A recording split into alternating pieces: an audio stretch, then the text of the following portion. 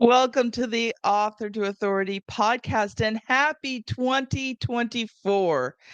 Wow, I can't believe that we are at the beginning of a new year.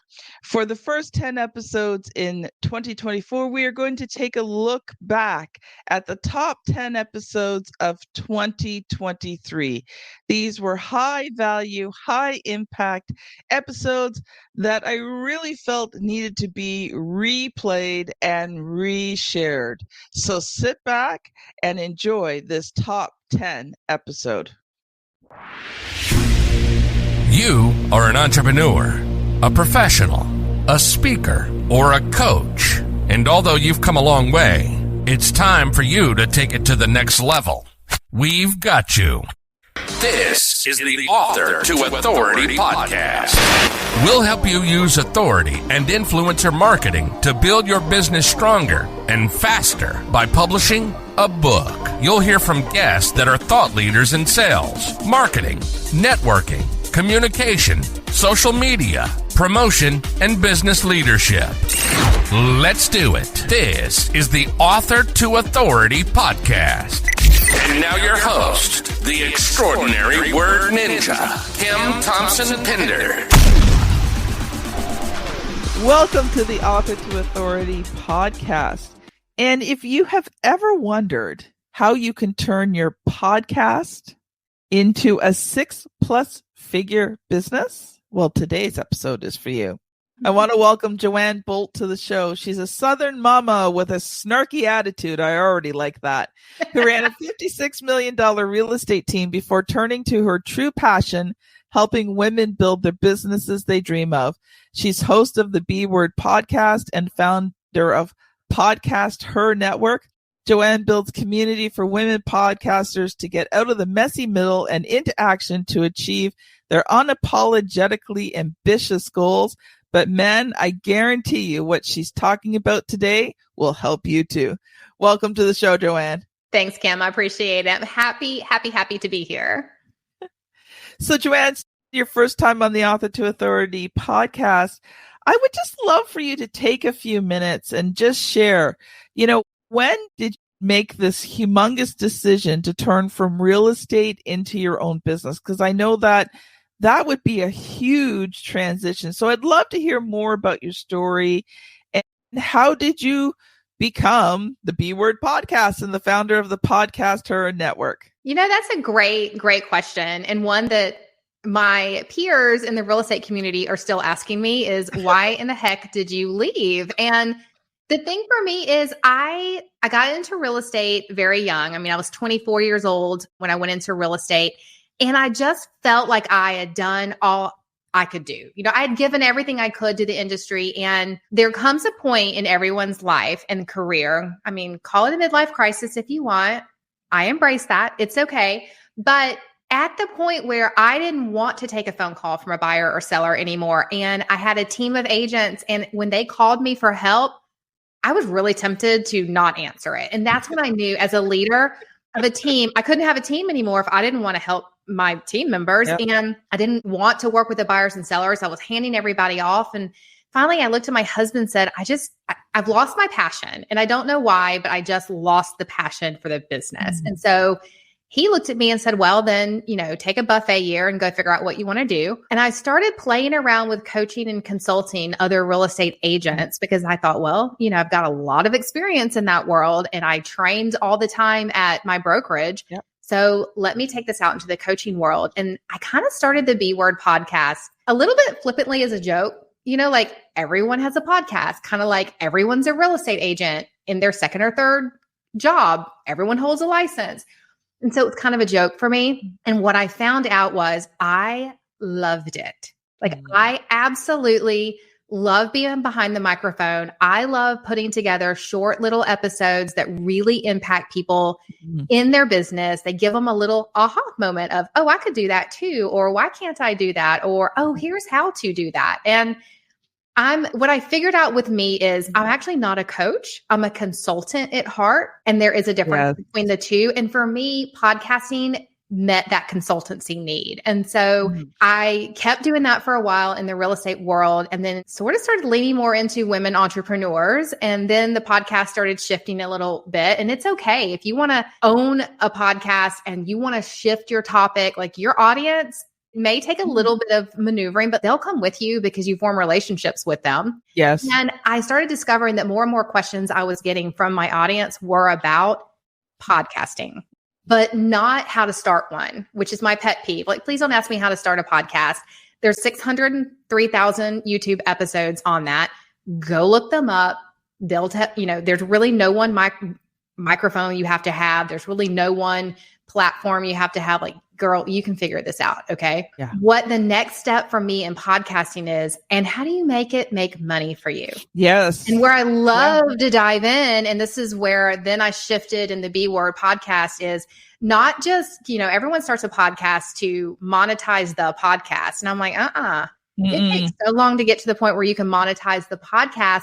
But if you are talking into a microphone, you're doing it for a reason. You're supplementing a business you already own, most likely. So how do you make that podcast monetize your business? And that's found my niche, and I've been here ever since. It's a really long-winded story, but I'm 44. I've had a few years.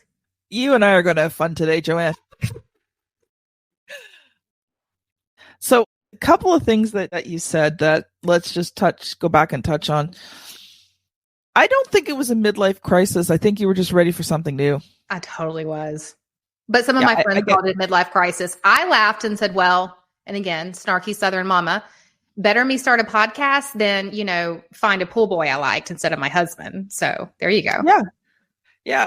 And I think it's okay. Like, I started writing books in my 40s. And, I didn't know at the time that decision would totally change the trajectory. I've been talking a lot today. Trajectory of my life. I wrote books because I was in network marketing and I wanted to help other people in network marketing. That was why I wrote books. But not realizing how things would change. And then all of a sudden in 2015, very expensive year, son getting married, driving 2 cars by faith. I don't know if you've ever driven a car by faith. I have not. Okay, this is where you make the decision you don't want to go into debt anymore, so you don't buy new vehicles. So you're buying older vehicles that you can afford, but eventually they get to the point where they're not fixable anymore. But you still don't have quite enough money to buy the next vehicle. So you're on faith that it's going to get you one more day? It's like you get in the car, God, please just let me get into town to do my shopping. Oh my God. And you get in the car, it's like, God, please just let me make it back home again. I love it. And, a lot of the podcast listeners know the story. I went on a freelance site. I'm very creative, writing music. I don't write music, but I'm a musician. Very craftsy, but I am not artsy. Like, do not ask me to draw you anything, and don't ask me to put colors together because not enjoy the result. So, I'm on freelance site getting some design work done. God thought, why don't you check out writing jobs? I looked at the writing jobs. I couldn't believe what people were paying. And because I was already an established author, I had written books, they had good reviews. I started getting jobs writing books, becoming book ghostwriter. Within a year, because I had done everything for all my own books, within a year, I started a publishing company. Like, I did not know back in 2011 that writing those books would totally change. But when I started the publishing company, it was like all of a sudden everything in my life clicked. Yeah. It's what I had been looking for my entire life. When that happens, like that, it's like the magic got sprinkled in. And I was in my 40s. I'm now in my 50s, right? Girl, I'm here for it. I'm so here for it. So I think, whether male or female, if you're in that, sort of midlife stage, I don't think it's a crisis. I think you're just being called to something bigger and better, and why fight it? And I also look at it and say, there's so many other options now than were available when I, was in my 30s or came out of college. Yeah. And I mean, podcasting was not a thing back then. Had it been, maybe I would have gone into it. But, that age, I didn't even have a cell phone. There weren't even cell phones. No. I can remember the first cell phone that you plugged into the cigarette lighter in the car. Like, it was in a bag, like yeah. So, yeah. Oh, yeah. But I should have always known that this is something I would want to do, because the minute that books became audible, like I would listen to books in cars instead of music half the time. And so for me, when I discovered the world of podcasts, and it wasn't just NPR news, it was people talking about their day, or, telling me true crime. Love a good true crime podcast. I was hooked. I became a junkie. And then when I discovered business podcasts and how you could teach, train, and educate through them, I was like, oh my God. And I feel like these podcasters, they're like my besties, like we're going to go out and have a cocktail soon. And that's when I was like, oh, this is no different than real estate. You're forming relationships, you're doing the thing, you're being an entrepreneur. And I was like, oh, this is just my next gig. There you go. Just like you, like you went from ghostwriting your own books to ghostwriting other people's. It was just that next evolution. Yeah. Yeah. I don't think something that you should be afraid of.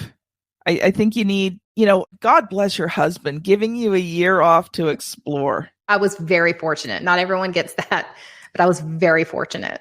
Yeah. I had done a really good job too. As I sort of realized I wanted to begin transitioning, I always would take a good portion of the revenue from real estate and put it aside, because I never wanted to start a real estate year with my team, with no money. Like we always had to have a P&L ready for the next year anyway. And so I just started shifting some of that into when Joanne figures out her big girl life. And so we had a little bit of a buffer because I had done that. But honestly, some of it occurred during COVID. God kind of kicked us all in the pants and said, yeah, well, you're going to have to stop selling homes anyway to a degree, because some people will buy them virtually, but not a lot of people. And so that kind of forced my buffet year to really, really begin to take effect. I took a buffet year, but it wasn't actually, it was almost 20, about 6 months after my did. I was on the verge of a nervous breakdown. From 2001 to 2003, I had lost 10 very close people to me. Gosh. And I had not stopped to grieve.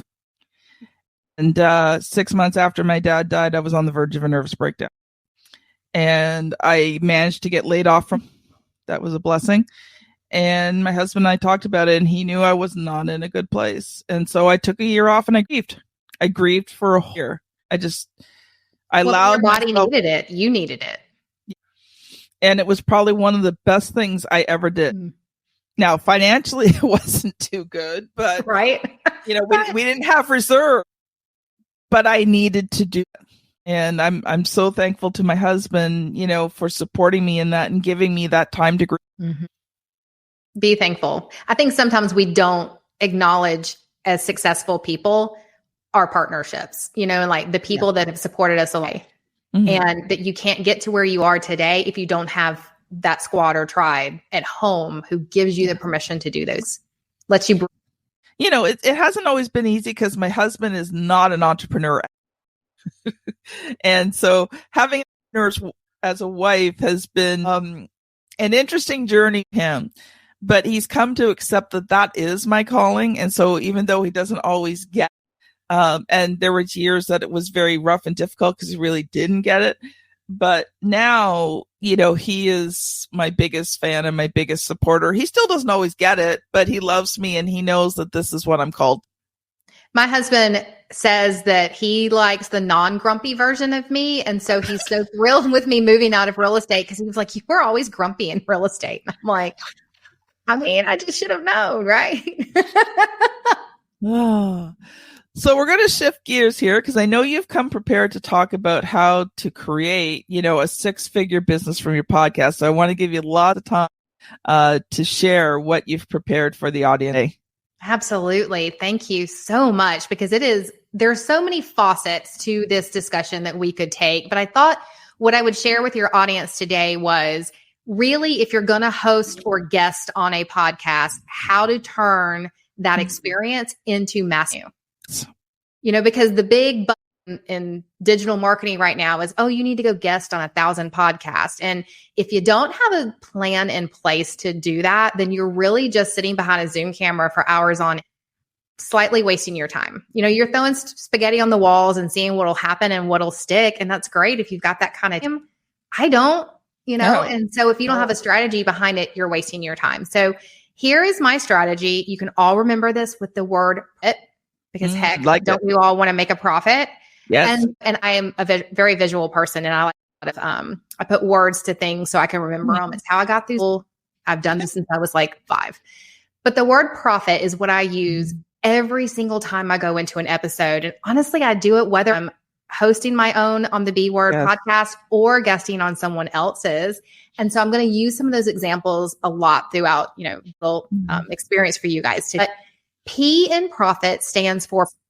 Yes. I get it. It sounds obvious. Everyone just kind of mentally sat back and went, duh.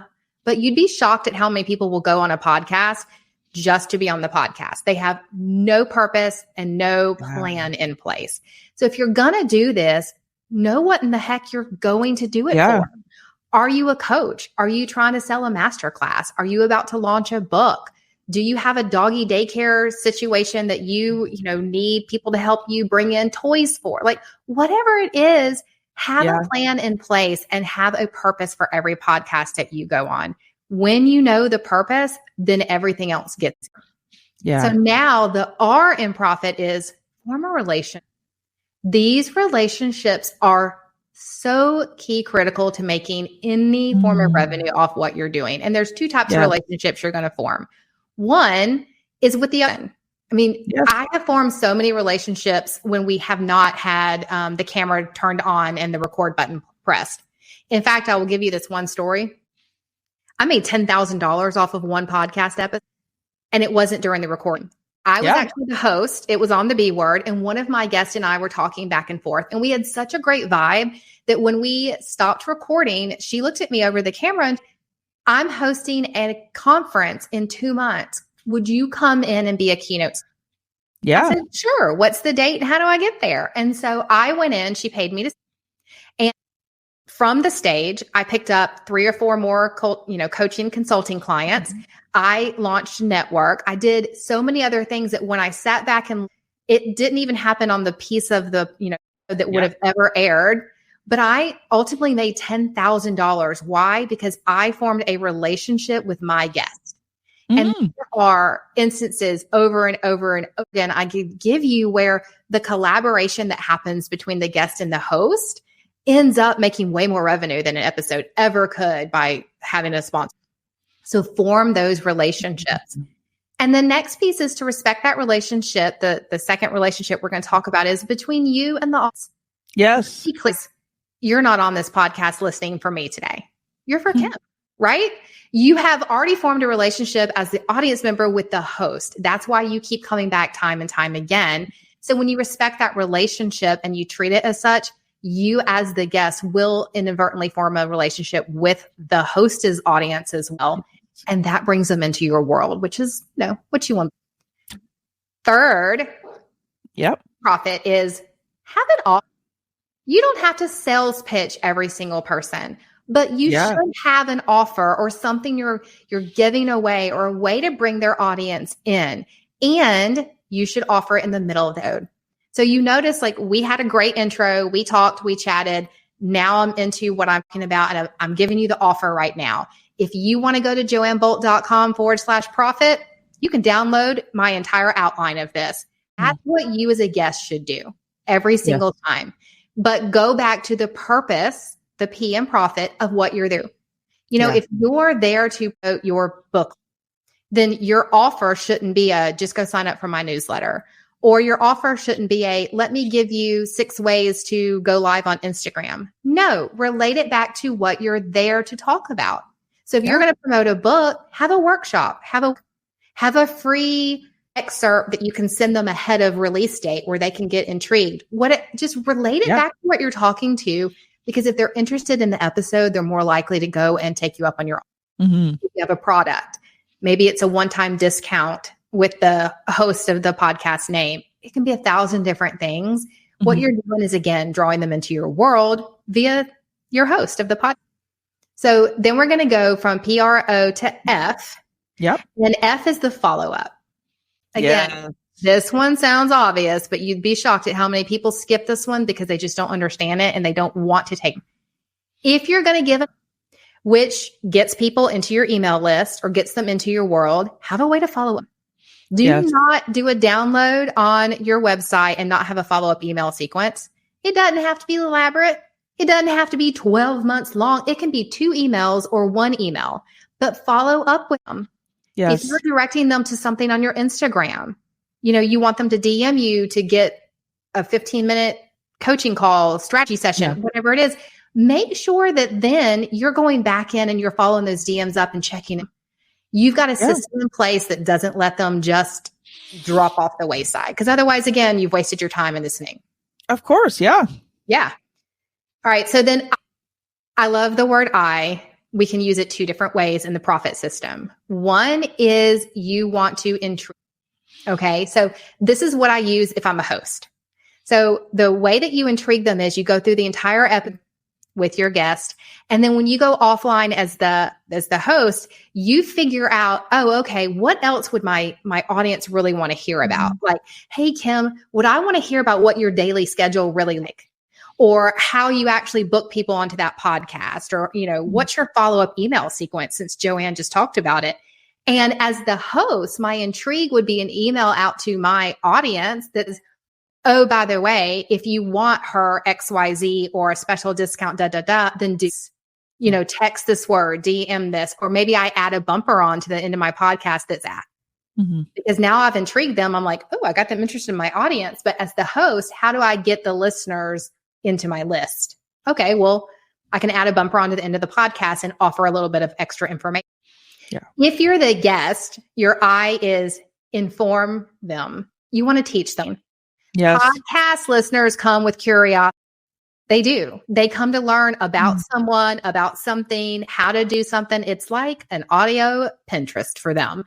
And so give them that information. Teach them a little bit of something. So that's how you look at I from the hosting.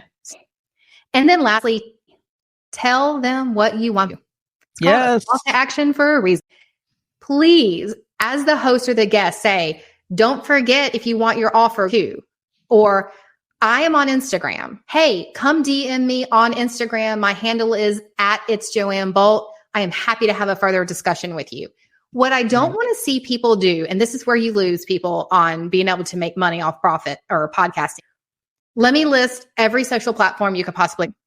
No. Yeah. Now, you and I both know we play on all the platforms, but where do we play the most? Where do we really want people to be? Do you want a review of your podcast on Apple, or do you want it on Good Pods? Like, tell them what to do. People will listen and help you out, but you got to be specific and only give them 1 or 2 things. Please don't.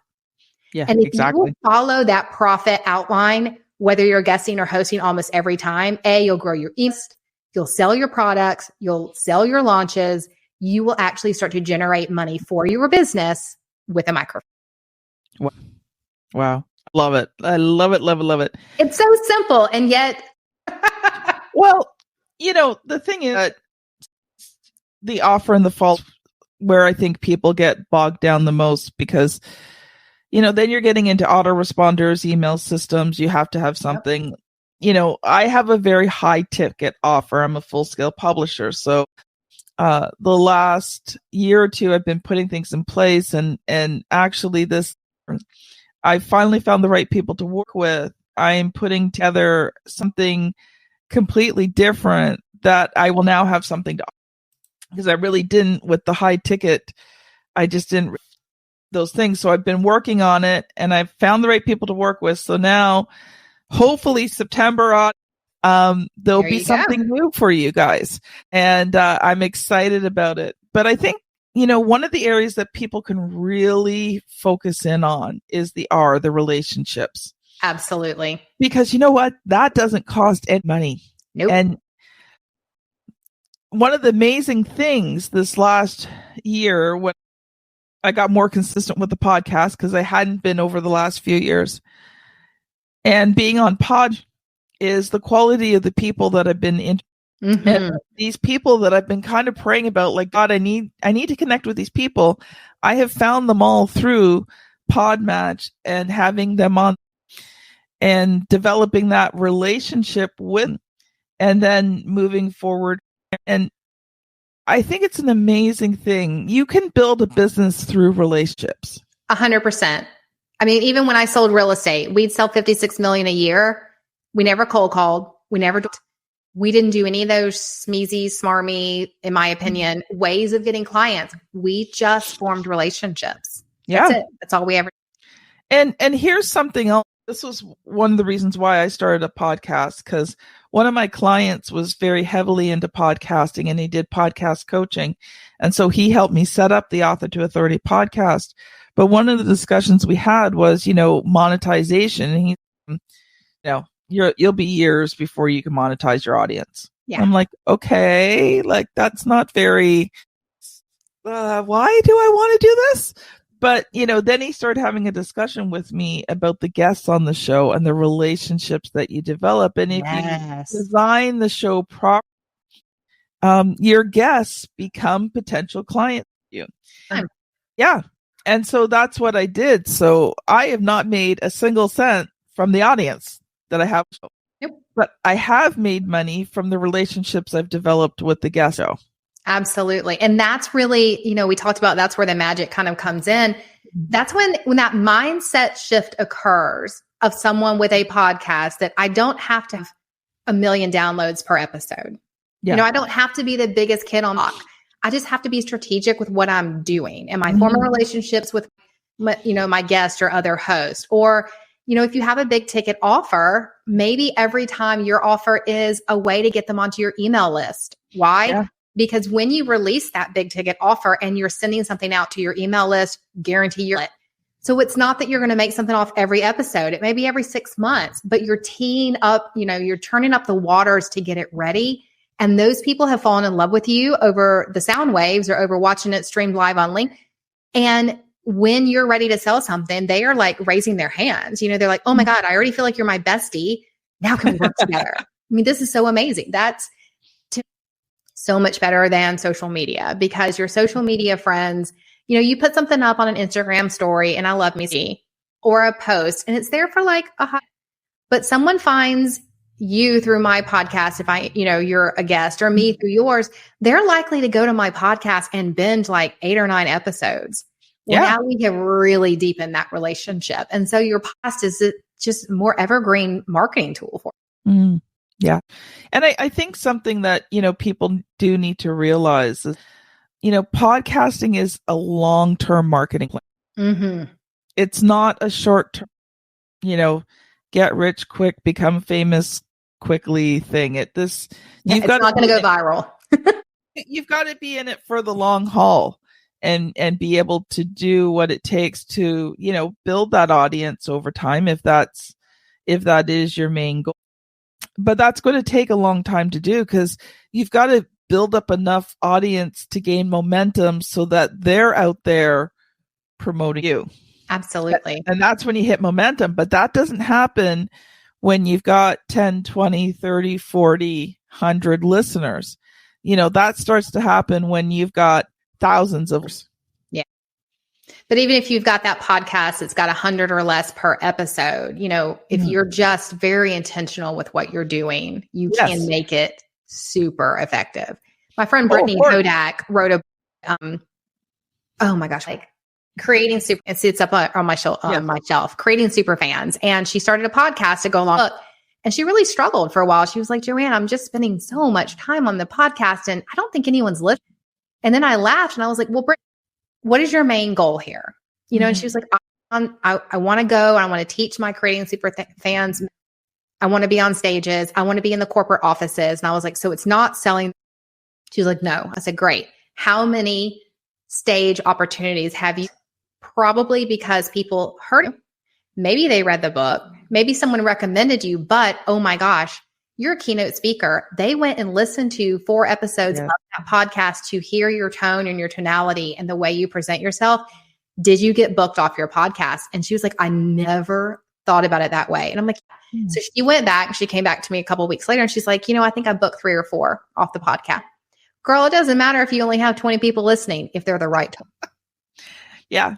Because it only takes the one right person to listen to it. Yep. And then it's Love it. To be clear, I would love to be Jenna Kutcher and have 1 million people download every episode that I do. Sure, it would make my life probably a little bit easier, but okay. One day. But I think it's about being realistic. Yeah. in terms, if you're considering starting a podcast, count the cost ahead, understand what the process is going to look like, and figure out, is this something that you can do? Because you can't just put up 10 episodes. No. We're going to be celebrating now. Okay. I have to admit, haven't been consistent in the last few years in getting it out. Now, 2023, I have been consistent all of 2023 so far. That's been my goal for the years, to be consistent. Congrats. So, but in the years gone by, I can't say that I've been, but we're coming up to 400 episodes in August. So, girl, you're good. Actually, listeners, this will have already have happened because this episode's going live in September. So you will have already have heard the 400th episode, because we're recording it before August. I always got to think that one through. But coming up to it, it's like, I'm like, yeah, this is when you start hitting 400 or 500 episodes, you can really start to use that podcast more effectively. Well, and you've gotten into such a good rhythm by that point. I hit 100 episodes and realized the rhythm needed to be tweaked a little bit, but now the rhythm is a little bit better. And so you just get better at it. It becomes more, easier to be consistent. I would say it's a skill set. It's something that you brush your teeth every day without thinking, oh, I have to go brush my teeth. You just automatically do it. So you're going to sit down and start recording because it's already ingrained in you now that that's something for your business. Yeah. Yeah. And the other thing too, is you get time. Like I found. Please don't go and listen to my first episode. Oh, I know. So my podcast mentor said, get the most famous person to be on the podcast as your first. That happened to me. I had no clue what I was doing. I was nervous. How'd that work out? I was nervous. I'll get out. Thankfully, he is the speaker, and he cared enough about me to carry the whole. My mentor said, get the most famous person you can, or the person with the biggest social media following, because they'll hopefully share your episodes at around episode 30, 40, because on episodes 1 through 4, yes, sir. Yeah. What I found, and I don't know whether you can speak to this, but when I hit about episode 300 in around there, all of a sudden my guests are going, Kim, you're such an amazing intro. And I'm like, really? But I guess just over time, I've just been. It's a muscle you have exercised now. And, it really is. It's like, if you're going to run a marathon, you don't go out and run the marathon the first day if you've been sitting and eating potato chips on your couch. You start by walking, and then maybe jogging, and then maybe you walk jog, and then maybe you add a little bit longer to that walk jog, and then maybe you make it a little bit shorter time. Like, you have to work up to doing a marathon. Yeah. Again, it's really no different in the podcasting industry, whether you're on YouTube or whether you stream live or whether you have the most editor ever who can take out all the ands and the pops, like all that stuff. It's a skill set, and it's a muscle that just gets easier and easier over time. Yeah. And because now you've done so many interviews, you sort of know what to expect, and you get to be an amazing host because of the experience. Yeah. And you are, by the way. Oh, you're welcome. Well, we are out of time, Joanne. So what I'd love for you to do is share one final thought. You already talked to the audience about how they connect with you, but if you can again and share your freebie again, that would be awesome. Absolutely. So it doesn't really matter if you have a podcast. If you're going to guest on them to sell your product, your services, or whatever, you need a system and strategy. So Joanne Bolt, that's my name, .com/profit. You can go and you can download a PDF. I explain the whole thing for you, and I'm happy to have you in my world. Otherwise, if you are running a podcast, my other biggest thing, I'm a community builder because it's kind of lonely behind the microphone. And so I have started a network called Podcast Her Network. It's for the girls.